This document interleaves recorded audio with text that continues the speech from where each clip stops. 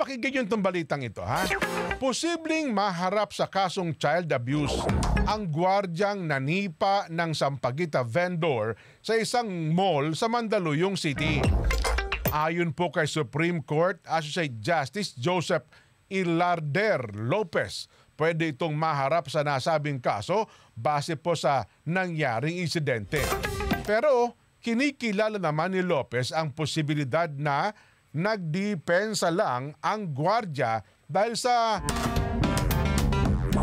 lumabas rin po sa video ang pagtanggi ng sampagita vendor na umalis sa lugar at pagiging agresibo nito. Paliwanag niya, posibleng may tuturing na child abuse ito kung ang intensyon ng gwardya ay pahiyain at wasakin ang dignidad at moral ng estudyante. Pero ito pa December 17 pa nangyari, no? December pa, ngayon lang, parang may nag-re-upload lang po ata no isang araw. At ito po ang ngayon, umani na po ng million views. Pero doon pa sa napansin nyo ay sinipa ba talaga ng gwardiya yung bata?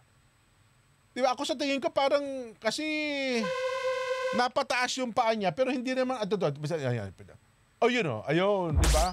Parang reflex nung gwardiya na bigla siyang napaakmang napasipa, no? O, yan napansin niyo po.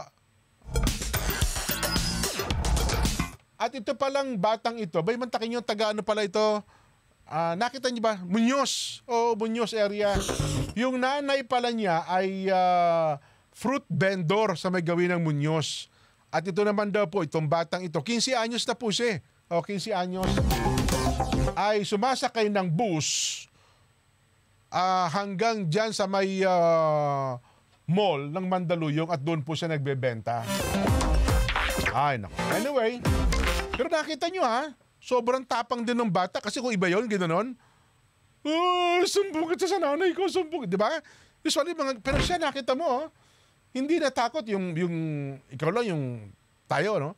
Makikipag-away ka ba sa isang gwardiya na may hawak ng shotgun? Halimbawa? Di ba? Pero siya, yung bata, no? Napansin niyo po.